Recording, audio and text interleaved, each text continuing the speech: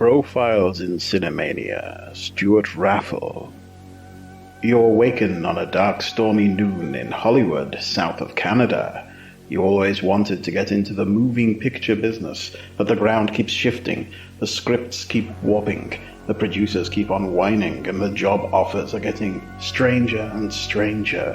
What? Who's there? I'm here to direct in the cinemas. Out of the murky gloom of a brightly lit auditorium, a hand hands you a handful of handwritten handyscripts, and you read, movie after movie, each one a little stranger than the last. A child takes on a murderous moonshine gang who the law refuses to touch, aided only by a chimpanzee that could quite easily have ripped the boy's face off at any time during production. Also, there's a leopard. That sounds like unnecessary risk.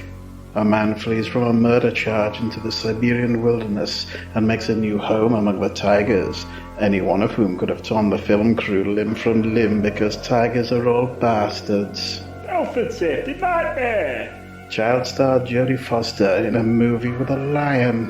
Now, come on, you're just tempting fate there. Fine. 2 separate movies featuring time warps that make no sense. An erotic thriller with Billy Zane on a yacht. Bad Girl Island. Stop this madness. Remember that movie Mannequin, about a dude who falls in love with a mannequin? Yes. The sequel to that, but it has literally nothing to do with the original and none of the actors came back again. You're having a laugh now. Oh, I'm just getting started. A movie based entirely around an animatronic T-Rex someone happened to get hold of. The T-Rex is in love with a girl. It's possessed by the disembodied brain of some guy. It's as good as it sounds. Is the Tyrannosaurus realistic? No, I mean, it's a mechanical T-Rex in the movie. It just happens to be haunted. Why? And finally, a movie about a talking alien turd with magical powers. Oh, that could be good though. Except the whole thing is product placement for a fast food restaurant and the alien puppet looks like it has just developed awareness of where the puppeteer's hand goes.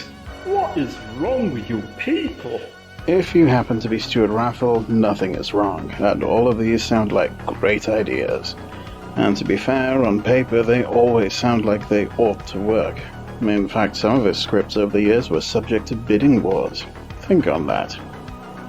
Stewart Raffill was born in Stratford, England, in a perfectly ordinary part of a world to an ordinary set of circumstances, but he decided to go to Hollywood and make movies, and that's where the ordinary came to an end. He started out as an animal supervisor, renting out and handling animals in movies, which perhaps explains why so much of his early work contains exciting adventures among dangerous creatures. Needless to say, there are no leopards or bears in Stratford, so your guess is as good as mine there. In the early 70s, there was something of a fad for animal-based movies and television in America, what with all the crime-solving dolphins and pertinent kangaroos and whatnot, so Raffill made something of a name for himself, not wanting to stick to the animal gigs forever. And seriously, it had to have been a matter of time before some actor ended up devoured by an angry pack of ocelots or something, the way he was going. He hit upon a cunning strategy of making absolutely every movie he possibly could. This is perhaps why his filmography veers so wildly from the thoughtful to the absolute barking batshit and back again so often. And yes, they really did happen to have an animatronic T-Rex going spare and thought it would be a grand idea to just make a movie around it. The pinnacle of his career, by which I mean the thing he might well be best known for and at least most accused of, is Mac and Me, a charming story about a boy and his alien which somehow managed to get hijacked along the way into becoming a product placement monstrosity for McDonald's. Now regarded as one of the worst movies of all time, it proves that you can't be too notorious. And if you're going to have a balls outside the trousers career, it pays not to be boring. No one ever accused Raffill of that. He is still at large and still getting work. And while he may have settled into the quasi-erotic Caribbean thriller period of his work recently, the Cinemania Society knows that it's only a matter of time before he strikes again. Lock up the robotic dinosaurs, hide away the alien puppets, because if there's any kind of a movie to be made, Stewart Raffill is damn well going to be the one to cobble it together.